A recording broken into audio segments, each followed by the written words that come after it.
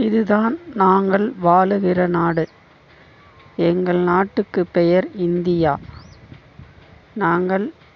எங்கள் நாட்டில் உணவு பஞ்சம் கிடையாது, தண்ணீர் பஞ்சம் கிடையாது, சண்டை கிடையாது, சாதி பிரச்சனை கிடையாது, மத பிரச்சனை கிடையாது.